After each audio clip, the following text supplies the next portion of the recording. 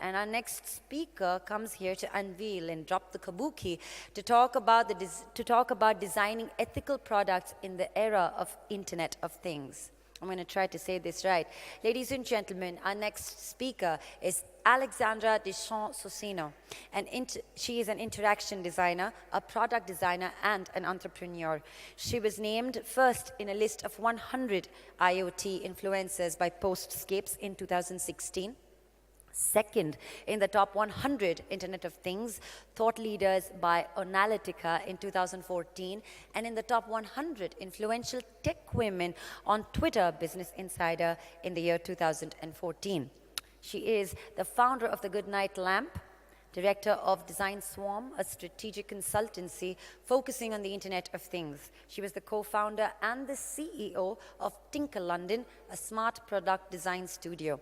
Alexandra's work has been exhibited in the Museum of Modern Art in New York, the Victoria and the Albert Museum, and other galleries around the world. So, ladies and gentlemen, to elevate and transcend into the Internet of Things and to explain to us what IoT can do to better our lives, please welcome on stage Miss Deschamps.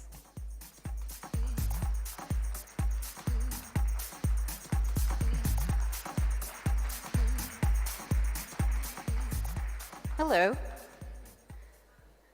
Such an honor to be here. Thank you for having me. I'm also really pleased I'm not the last person before lunch. So I feel a little bit nicer about that. Thank you for inviting me here today. I thought that I would bring to you some of the ideas around the work that I've been involved in. And thank you for this introduction, just to add more to my bio, I was the first UK distributor of the Arduino. Who here might know what the Arduino is? Raise your hands. Oh my God, 1, 2. It's like, that's great, fantastic. So the Arduino is a credit card size piece of electronics that's used to educate anyone around the world around electronics. Doesn't matter whether you've never used programming in your life and you have no experience of computer science, you can pick one of these up for about 15 euros and you can get going. Everything is open source. It's open source software, open source hardware, so very easy to learn and easy to use. I've been working with clients as an independent consultant for my whole career. I've also been running things that don't make any money but are really, really important, which are things like meetups. So I run the Internet of Things meetup in London, which is now the second largest meetup in the world. Guess where the first largest meetup in the world is? India. I know. So the Bangalore meetup is the largest in the world. You have an amazing community here, and I hope that in Kochi maybe someone wants to start a meetup, because that would be great. I've also, as mentioned, been the founder of something called the Goodnight Lamp. The Goodnight Lamp is a family of GSM-connected lamps. You have little lamps and a big lamp. You give the little lamps away to anybody around the world, and when you turn the big lamp on, the little ones turn on. So if you have a family member in a different time zone, to let them know that now's a good time for a chat, you're available right now. They don't need Wi-Fi in the house. It has an embedded SIM card, and it just connects to a local network. So you have that really nice feeling of availability and presence without necessarily needing an app or anything like that. I'm also the author of a book that just came out last September on smart homes, the history of smart homes. I'm not going to talk about that today, but there are copies available in the little shop. And as of very recently, I'm head of labs at an energy company based in the UK. This is a renewable energy company. I was very pleased that Kochi is the first solar airport, or solar-powered airport, which is absolutely amazing. I saw the fields of solar power. So you're doing fantastic stuff here. And so I thought I would talk to you about ethics. I will start with a quote from a man called Buckminster Fuller, who is now long dead, but was a fantastic thinker, architect, designer. And he talks in a book called Manual for a Spaceship Earth about automation. A lot of the conversations that you've had, that you will have, and you will continue to have in the advertising sector are about the role of automation. What I care about and what I really worry about is really not to push ourselves to become, in a sense, inhuman. And I think that our humanity is really what defines who we are, and who we are as thought leaders, who we are as professionals. And our humanity is absolutely defined by our ethics, the ethics that lie within our families, the ethics that lie within our societies, within our business. All of these ethics really mean that we make choices. They're not necessarily data-led choices, they are human choices. And those human choices sometimes can be good or can be bad, and I will discuss examples of this. Ethics kind of feels a little bit, in a sense, easier if you're an architect or you're a lawyer or you're an engineer, because it turns out that those professions have that built in. Who here has an engineer's ring? Maybe there might be one or two people. So in North America, when you become an engineer, they give you a ring which you wear on your pinky finger. And this is the ring that reminds you of your ethical obligations. And these obligations are really embedded into your career. It means that when, for example, you're an architect like Santiago Calatrava, who's a very famous architect, unfortunately has the tendency to build buildings that are not that great. So this is one of the buildings for the World Trade Center's transportation hub, and the roof started leaking. This was not the first instance of his work doing that, and because he's an architect, because he holds responsibility and liability on his own career, then there are mechanisms for the people who've commissioned that piece of work to say, hey, this isn't great, you need to fix this, because it's really embedded into his career.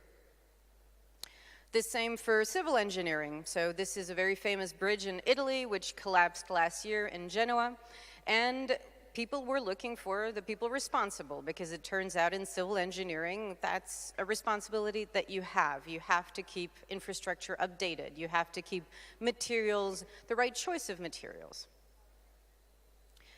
And in things like automotive, for example, we also have this responsibility. So the only person to have been sent to jail as a result of the Volkswagen emission scandal is the engineer, because it's built into his education, it's built into his profession that he holds responsibility and liability.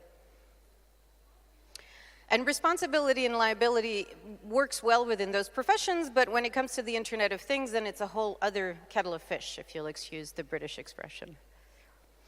Because the possibilities are endless. When we talk about the Internet of Things, we might talk about a plethora of different devices, of different designs, of different products. Products for your city, products for your home, products for your workplace, products for the street, and it's really endless. So who takes responsibility and who is held responsible when something goes wrong is kind of unclear. Lots of different people start Internet of Things companies, people who don't come from an engineering background. They might be business people, they might be web developers. These are professions that don't necessarily have ethics at the center of them. So people started wondering about this and working around this. There's a lot of different things that are out there, and manifestos, as well as trust marks, as well as standards. This is a super long list, which you can't read, of all the things that are out there, but I will point you to a good resource where you can find them all. And I will talk specifically about something I've been involved in called Better IoT. So Better IoT is an open tool, free tool online that any startup can use in order to make a better connected product. More ethical connected product, but also better in lots of different ways. That might mean looking at privacy, looking at governance, looking at transparency, looking at life cycle. And it's an open process, so this has all been done with a community of professionals who are all mostly independent, working across Europe, working across Australia, working across the US. And what do we talk about when we talk about ethical Internet of Things? We talk about things that might be really clear about what the life cycle of that product might be. The life cycle of that product doesn't just talk about the materials that are used, but also how long this product lasts, how long the digital service around this product lasts. I'll give you an example. This is called the Fairphone, which you may or may not have heard of. This is a phone that you can basically take apart and upgrade piece by piece. And that phone is designed in a way to be as fair to its workers as humanly possible. And they went down to really the bottom of the supply chain to figure out who were the fairest people. So avoiding as much as they could using slavery, using materials that weren't that great for the environment, and really doing the best they could. We talk about data governance, and this is really an interesting one when it comes to the Internet of Things, because you're selling people a physical product and a digital service. So what does this look like in practice? This is a product called Revolve. Revolve was a hub for your smart home devices. It was a company that existed that eventually was sold to Google. And very shortly after the sale to Google, that particular product was basically bricked. So Google announced that it would no longer support that product. There was huge uproar online because people had literally just bought this thing. It existed in their homes, maybe it connected to their thermostat, maybe it helped them manage their pets or their, God knows what, their lamps. And so people had a connection to this product which then controlled infrastructure and their home life. This was a mistake. It was a mistake to say, well, we've acquired this company and we're now going to stop providing a service. Another example of this are business models that become very tied, again, to something that is very key to people's lives. So in the US, this is a 2014 article, so again, this has been going on for a little while. You can buy a car, if you're very poor in the United States, on a scheme that has an alarm clock in the car. And this alarm is basically counting down to your next payment and your next car payment.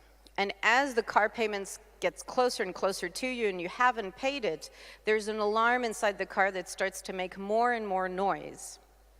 And if on the day of the payment you have not paid your car payment, someone remotely deactivates the car.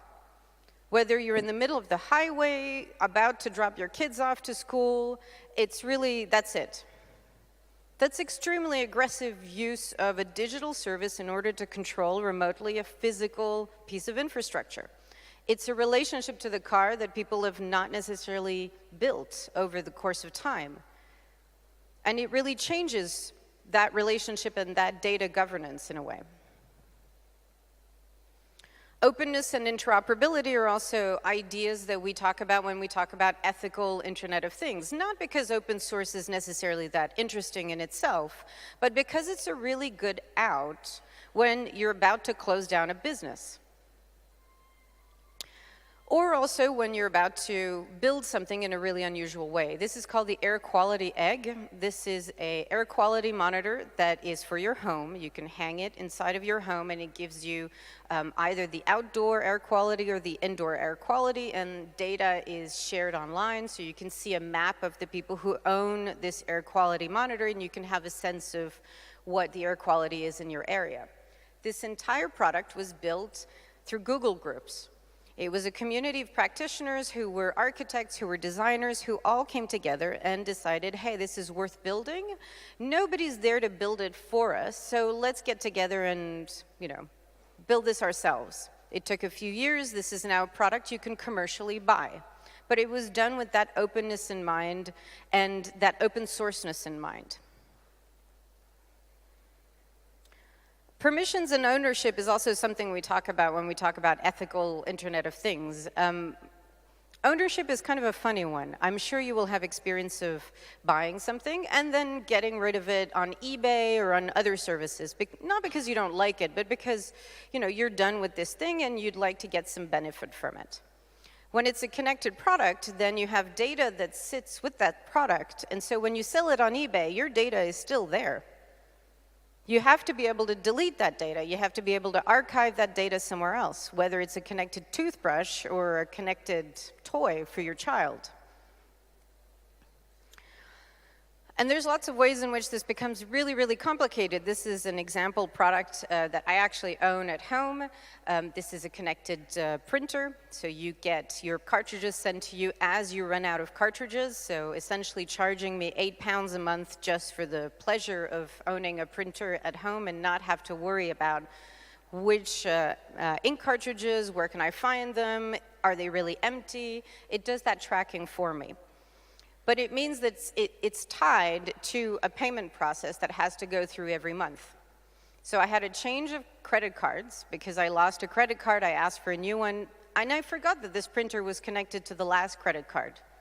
And so on the screen, suddenly appeared this message going, the service is no longer available. Not, oh, you know, your payment details have changed, or it appears that this payment didn't go through, the service is no longer available. And I didn't really clock that I was buying a service from a printer. I just thought I was buying printing capability, but I am now tied to a relationship to this printer that I've never had with anything else. That's quite weird. Coming back to ownership, also, again, these ideas of connected devices are great when it assumes a particular behavior in the home. So this thermostat is a thermostat that I tried the first generation of, and it's a connected thermostat. It comes with an app. You can control it remotely. In a country like India, this might make very little sense. You might need more remote-controlled air conditioning rather than thermostat, but I live in England. And I tried the first generation of these. I got them installed. It cost me £200, which was quite a lot of money. I don't own that apartment, so I moved. I call the company. I say, hey, can you move this thermostat for me? Because in England, it's actually illegal to do your own installation, your own electrical installation. They tell me no, but we can give you £50 rebate on the next one.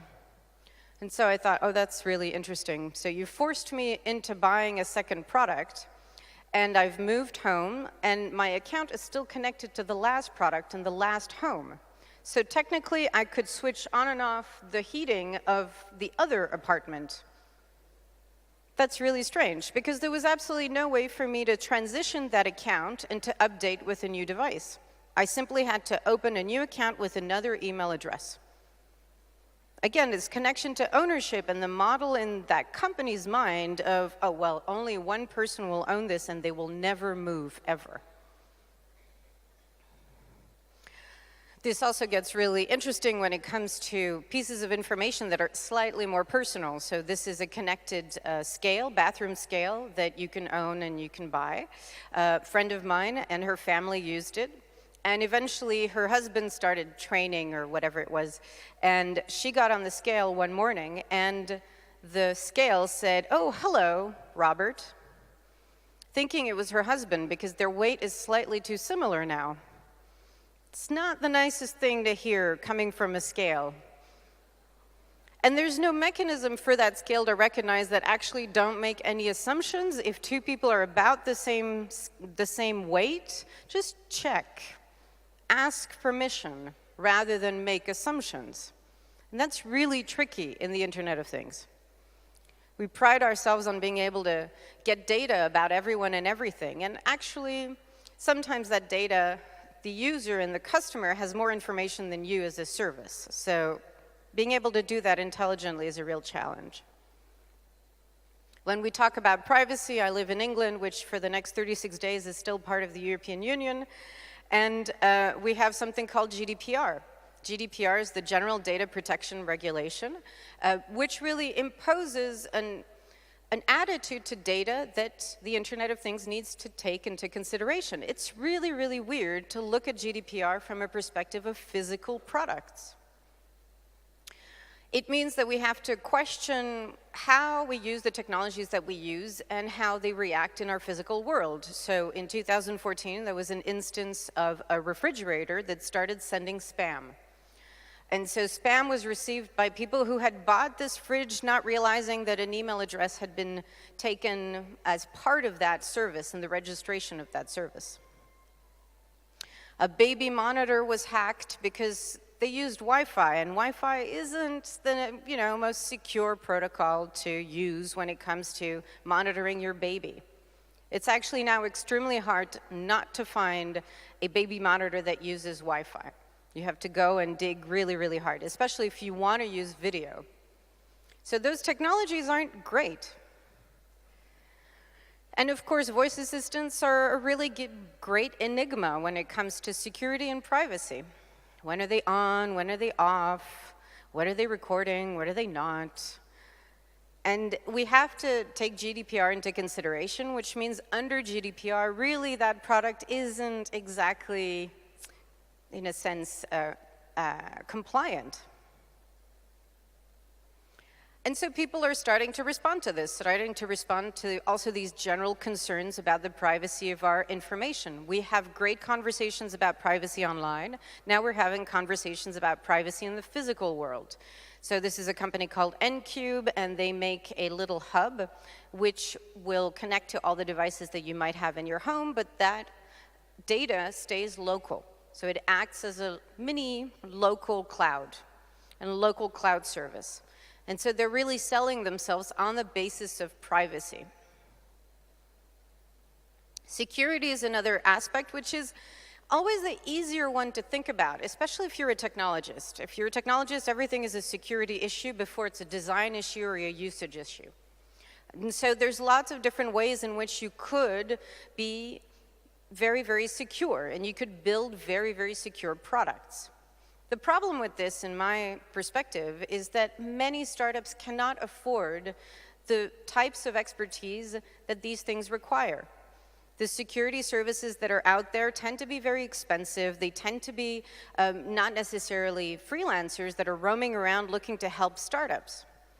And so these people kind of sit there in organizations and are very happy dictating what they think people should do, while a ton of different companies and a ton of startups, and in the Internet of Things, it's really mostly startups, don't know how to implement this in a really smart way. So they'll take Wi-Fi and they'll choose whatever they need to choose.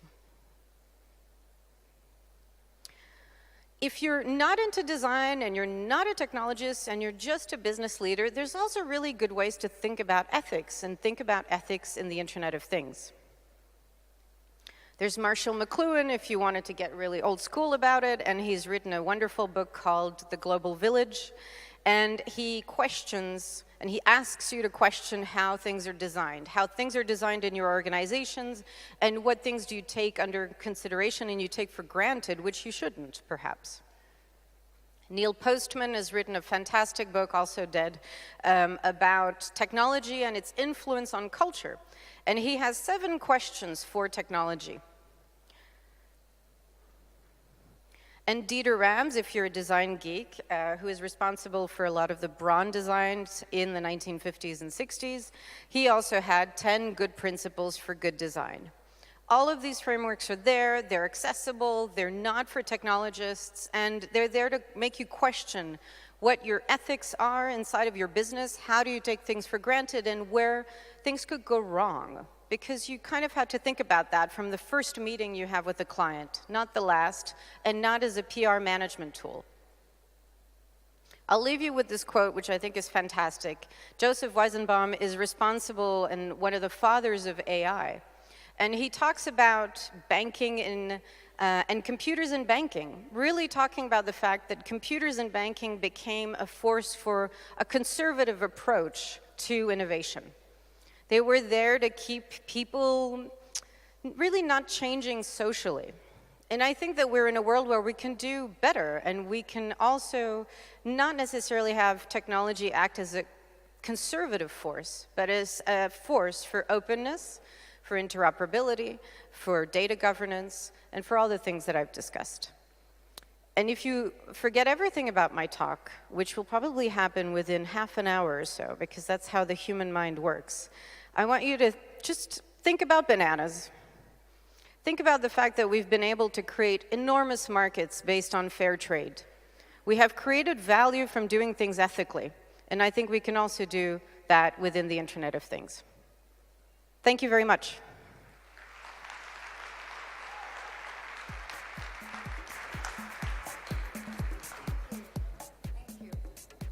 Thank you very, very much. We've got 2 questions for you, and we would be delighted if you could spare some time to answer them for us. So the first question is, what is the responsibility of Internet of Things towards children getting addicted to their screens? My God, the easy question.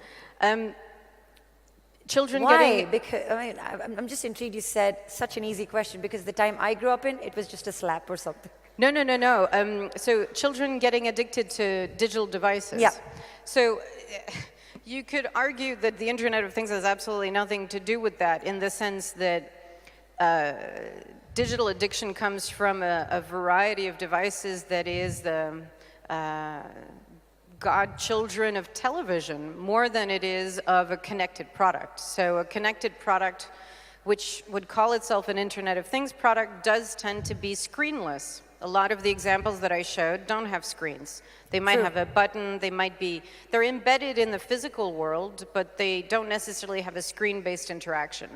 It does, of course, belong to an ecology of services that are digital, but I wouldn't necessarily point to the Internet of Things as the culprit here. I would point, I'm not going to point fingers, I think. Yeah. I think it's of course part of the ecology, but I don't think it's the starting point. All right, just better parenting. I'm being super nice here because I could be less nice, but I'm super nice, so. Okay, all right. What level of personal security threat will we witness in the coming days? I like this because one sounds too less, too kind of inappropriate. But what are your 3 suggestions to remain responsible with IoT as a user and manage that threat? 3. I talked a little bit about the security threats that, I mean, they're not even threats, the security breaches that have happened already. They will continue to happen. I think the best you can do is really think about when you're buying a connected product, where does it sit in your home? Okay. What's the value to you and your family?